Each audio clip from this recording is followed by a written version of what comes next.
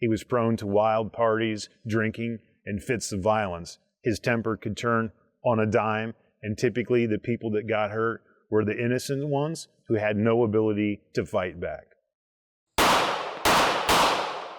Hello everyone, and welcome back to the channel.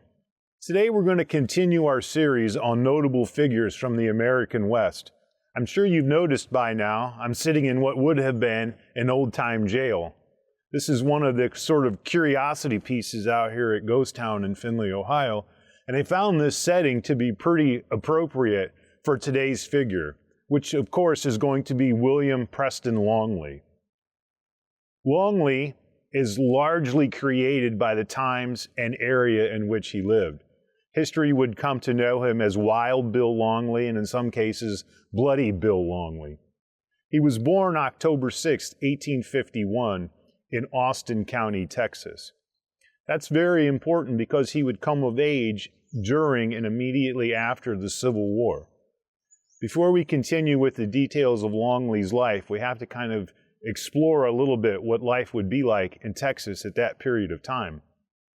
Believe it or not, those of you that are familiar with the movie The Outlaw Josie Wales, that began as a novel originally entitled Gone to Texas.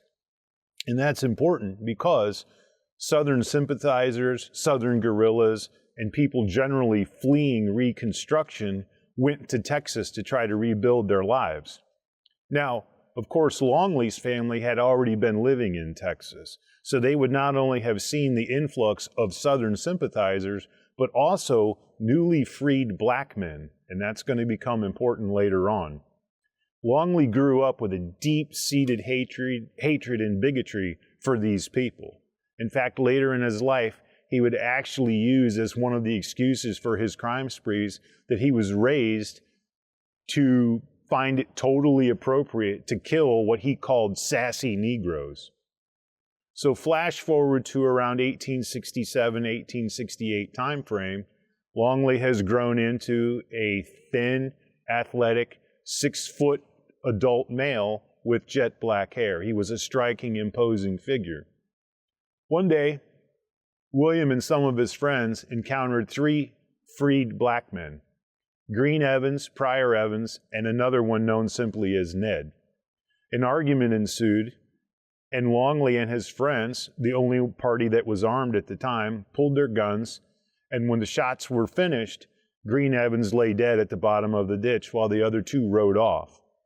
Later on, Longley would claim that it was impossible to tell who had actually killed Green Evans because there were a lot of people shooting at the time. This would be a pattern that would continue all throughout Longley's life. He would murder several freed black men, and including a woman at one point, and then what would happen is it would cause him to flee. Even though they were freed black men, it was still against the law to murder them. So, at that time, the Reconstruction Act saw that the Union Army was the only authority, and they would quickly put out a warrant for Longley's arrest. That would cause him to flee, usually north or into some distant territory, and change his name, sometimes to Bill Jackson or whatever sort of alias that he could think up. Around 1870, he decided he was going to flee that murder, and he encounters the U.S. cavalry. He'd grown up learning how to shoot and ride, so he seemed a natural fit. Once he enlisted in the Army, however, he found himself in South Dakota, but he was unable to adapt to the strict lifestyle, and he almost immediately deserted. After a short period of time on the run, he was caught and sentenced to 2 years of hard labor. He didn't actually do the 2 years, though. After several months, they let him out, and he became part of a hunting party because of his shooting skills. But once again, not quite cut out for Army life, he fled back to Texas. One of the things I think that would help people understand William Longley's life is to kind of get a clearer picture of his family. The family seemed to be very, very rough and live on the fringes of what most people would consider civilized society and a sense of justice. Longley was known to have committed several crime sprees with his brother-in-law. At one point, Longley was arrested once again for the murder of a freedman, and a local sheriff hauled him in for the reward. When the state reward wasn't forthcoming, Longley found himself freed by the reward provided to the sheriff by a long-distance relative in California. His family was not shy about, one, breaking the law or doing whatever they had to do to shelter and aid their family members that had already been incarcerated. This was a period of time where justice remained elusive and could be even more so if you had family members and connections willing to help you avoid justice. William was talked into murdering a childhood friend by the name of Anderson by his uncle. Caleb Longley believed that Anderson was responsible for the death of his son Cale, and always willing to please when it came to murder, Longley actually did kill his childhood friend. Some people claim that Anderson was murdered over an argument about a horse, but history seems to suggest that that's really not the case. Once again, Longley went on the lam and on the flea, and he finds himself working as a sharecropper, which is another thing that kept reoccurring throughout his life. He would flee to a farm that needed some help, and he would work under an assumed name. During one of these periods, he actually murders another acquaintance and friend named Thomas over a fist fight they had, and later on, Longley showed up and killed him. One of the things I would like to talk about before we go any further is Longley's MO was not really one of an Old West gunfighter as most people picture it. His weapons that he would use were something called dance revolvers, which was a Texas-manufactured sort of copy of a Colt Dragoon, and his favorite weapon was a shotgun. What's interesting to note is that his MO is basically to creep up on people and shoot them with a shotgun. In fact, only in one recorded instance was Longley ever in a gunfight where the other party shot back. And this was over another outlaw named Schroyer. Longley laid an ambush for Schroyer. Schroyer shot the horse out from underneath Longley, but Longley returned fire and killed him. That's it. That's the only time in recorded history that Longley was ever in a fight with another person that fought back. Think about it. He's murdered freedmen who, even if they had guns, would probably be reluctant to try and get into a gunfight with another white man. He was a complete coward. Despite Longley's boasting, which we'll talk about in a little bit, he's probably only credited for killing somewhere between 8 and 10 people, depending on which accounts you believe. After the murder of Schroyer, he once again goes on the lam and commits several other crimes. On June 6, 1877, Longley was arrested in DeSoto Parish, Louisiana, without incident for the murder of Wilson Anderson, his childhood friend. He was taken back to Lee County, Texas, where ultimately he was put on trial and found guilty of that crime.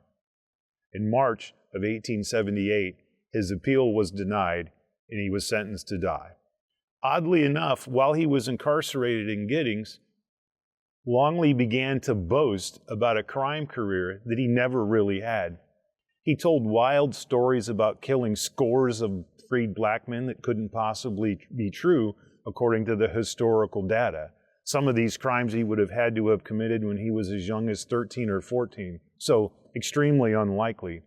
Longley would continue to tell wild stories. One of them, which exists still today as a legend, but has obviously been proven as a hoax because of the time frame. He said that he was on the gallows, rope around his neck, right next to some people that were part of the Cullen Baker gang. He told people that a lucky shot from one of the other gang members severed the rope and he fell to his freedom to escape with the rest of the Baker gang. Total nonsense. Never happened. It still exists as a story, and it's kind of an interesting story, cool story, but totally false. One of the reasons that Longley made up these wild claims was he was trying to compete with John Wesley Hardin. Hardin had actually only been sentenced at that time to 25 years in prison, while Longley received the death penalty. Believe it or not, at that period of time, being sentenced to die and actually being executed was a pretty rare thing in the Old West. The authorities seemed to accept the fact that there were usually extenuating circumstances between outlaws that called them to kill one another, and so It didn't really happen that often. So as a way to sort of compete or catch up with John Wesley Hardin, he lied. He claimed he'd killed more than 30 people. Wasn't in any way, shape, or form true.